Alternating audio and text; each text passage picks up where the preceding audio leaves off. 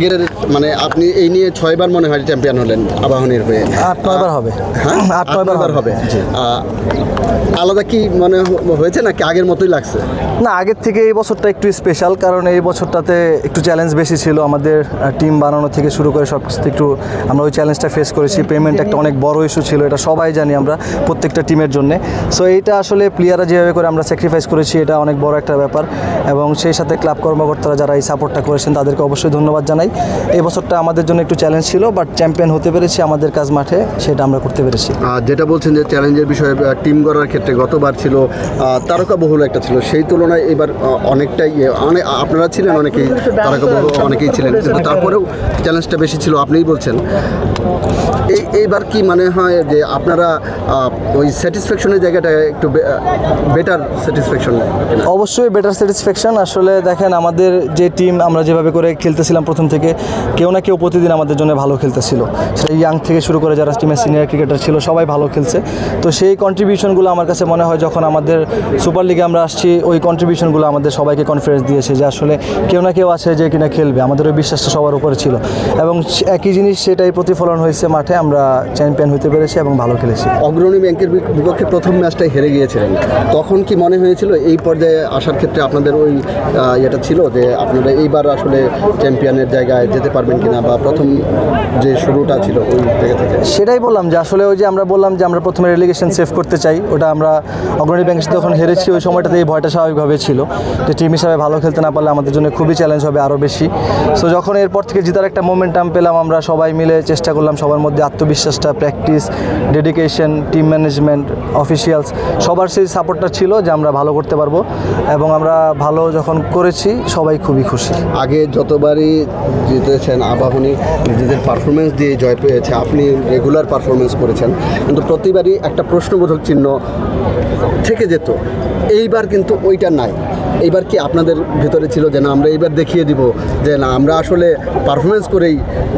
মনে হবে গতবার ছিল, আমাদের শুধু মনে হয় না। গতবার আমরা মানে একদম আনবিটেন চ্যাম্পিয়ন হয়েছি। না, কোনোবারই হয়তো ছিল না, কিন্তু মানুষের মনে ওই প্রশ্নটা থাকতো।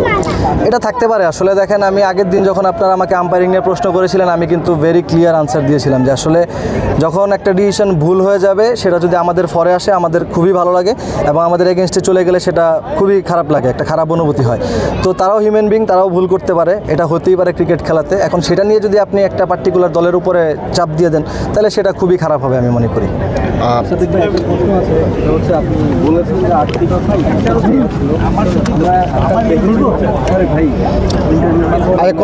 কোশ্চেনটা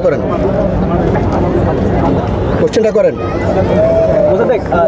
কাগজে কলমে শক্তিশালী না হয়েও যে মানে ওরকম। আচ্ছা, ওই কোশ্চেনটা করতেছে, শেষ করতে দেন। আর্থিক সমস্যার কথা বলছেন আপনি। আমরা লিগের শুরুতে একটা জিনিস দেখেছি, একজন প্লেয়ার আপনাদের দলে সাইন করেছিল, সাইন করার পরে আরেকটা টিম যখন একটু বাড়তি টাকার কথা বলে তখন হচ্ছে সে ওই ক্লাবে চলে যায়।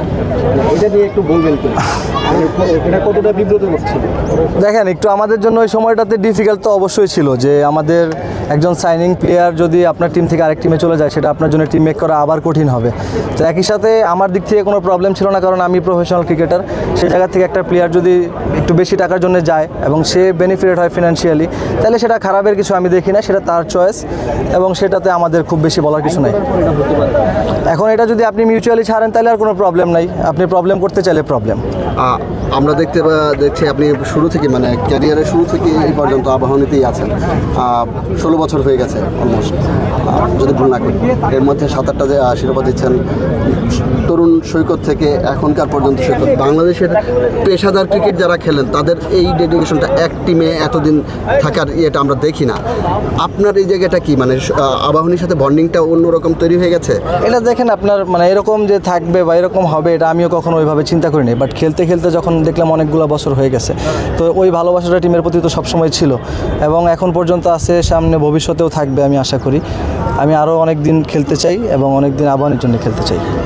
যেটা বলা হয় যে আবাহনীর আপনি কোশ্চেনের আনসারটা অনেকটাই দিয়ে দিয়েছেন যে আবাহনীর তো এবার মানে অর্থনৈতিক সমস্যা ছিল, তারপরেও আপনি এই টিমেই আছেন। এটা কি কোনো মানে আগে থেকে প্ল্যান করা ছিল আপনাদের? মানে অনেকেই ছিলেন, আপনি শান্ত দেখেন আমরা আসলে কথা বলতেছিলাম, বিশেষ করে যখন মানে আমরা এই টিমে পাকিস্তানে যাই ওই সময় অনেকের সাথে কথা হইতেছিল, বাট আমার আনসার ছিল এরকম যে আমি যদি একবারে পারিশ্রমিক নাও পাই তারপর আমি আবাহনীতে খেলবো, আমি আবাহনীতে ছাড়তে চাই না। এবং শেষ পর্যন্ত যাই হোক না কেন সিচুয়েশন, আমি আবাহনীতে খেলবো এবং আমি আবাহনীতে খেলেছি, আবাহনী চ্যাম্পিয়ন হয়েছে, আমার থেকে বেশি খুশি মনে হয় না আর কেউ আছে। পারফরমেন্সের জায়গায় বলি, এবার সর্বোচ্চ উইকেট টেকারে আপনি ওই রকিবুল হাসানের সাথে শেয়ার করছেন 30 উইকেট নিয়ে, প্লাস রান করেছেন 450-এর উপরে রান করেছেন। আপনার পারফরমেন্স দলকে নেতৃত্ব দিয়ে চ্যাম্পিয়ন করেছেন, সবাই আপনার প্রশংসা করছে, কিন্তু এই প্রশংসাটা আমরা প্রতিবারই দেখি, কিন্তু জাতীয় দলের জায়গার বা ইয়ের ক্ষেত্রে আপনার ওই ইয়েটা দেখি না, মানে আপনাকে ওই সুযোগটা পান কি না, বা আমরা যতটুকু মনে হয় যে পান না, এটা কি আপনার আছে কিনা? এটা আসলে ডিপেন্ড করে, দেখেন অপরচুনিটি আসলে আপনি কতটুকু অপরচুনিটি পাচ্ছেন। এবং দেখেন এখানে কিন্তু আমি জানি যে 1-2টা ম্যাচ আমার খারাপ গেলে আমি তারপরের ম্যাচে ব্যাক করার একটা অপরচুনিটি আছে, বাট ওইখানে এটা না, এটা অনেক কিছু হতে পারে, টিম কম্বিনেশন হতে পারে, এক্সপেকটেশনস হাই থাকতে পারে, তো সেটা নিয়ে আমি কখনোই চিন্তা করি নাই। যদি আবার অপরচুনিটিস আসে আমি আবার চেষ্টা করব, যেটা আমি একমাত্র কাজ চেষ্টাটাই করতে পারি, বাকিটা আল্লাহর ইচ্ছা। একটা বিষয়, ঘরোয়া ক্রিকেটে বাংলাদেশের যে বিতর্কগুলো, ম্যাচ ফিক্সিং বলেন এবং কোনো দলের সুবিধা দেওয়া বলেন, এইগুলোর কারণে কি বাংলাদেশের ক্রিকেটকে একটু পিছিয়ে থাকছে কিনা, আপনি কি মনে করছেন? এটা আসলে দেখেন খুবই কন্ট্রোভার্সিয়াল আমার কাছে মনে হয় কোয়েশ্চেন, যে এটার ব্যাপারে কোয়েশ্চেনের আনসার আমার পক্ষে দেওয়া ডিফিকাল্ট। এটার জন্য যারা পিছন থেকে কাজ করতেছেন তারা বেটার বলতে পারবে আমার থেকে, এবং আমার কাছে মনে হয় এই প্রশ্নগুলো তাদেরকেই করা উচিত। এইবারের লিগটা কেমন হয়েছে ওভারঅল? খুবই এক্সাইটিং এবং খুবই চ্যালেঞ্জিং একটা টুর্নামেন্ট ছিল, এবং জমজমাট একটা টুর্নামেন্ট ছিল আমি বলবো। খুবই ভালো খেলা হয়েছে এবং আশা করি নেক্সট ইয়ারগুলোর থেকে এর থেকে বেটার ক্রিকেট হবে। আপনি 100তম টেস্ট জিতিয়েছিলেন শ্রীলঙ্কায়, সামনে একটা শ্রীলঙ্কায় সিরিজ আছে 3 ফরম্যাটের, তো সেটাকে টার্গেট করবেন কিনা? আপনি গতবার ডিপিএলও দারুণ খেলেছেন, স্ট্রাইক রেট এভারেজ, যে পজিশনে ব্যাটিং করেন, এটা তো আসলে ন্যাশনাল টিমকে এই সার্ভিসটা দিতে পারলে নিশ্চয়ই আত্মতৃপ্তিটা বেশি কাজ। না, সেটা অবশ্যই করতো। আসলে দেখেন ন্যাশনাল টিমকে সার্ভিস দিতে পারলে এর থেকে বেশি খুশি তো মানে আর কোনো কারণ হতে পারে না। তবে এখন আসলে ওইভাবে টার্গেট না, টার্গেট সামনে এই টিমের একটা সিরিজ আছে, নেক্সট টার্গেটটা এই টিমের সিরিজ নিয়ে আমি করতেছি। আপনি আপনার জায়গা থেকে তো মানে আপনার ইয়েটা পারফরমেন্স দিয়ে জানিয়ে রাখছেন, এখন নিশ্চয়ই আশা করবেন? জি, আশা তো অবশ্যই করব, আশা তো করি, এখন বাকিটা আল্লাহ ভরসা। Thank you. Anything more?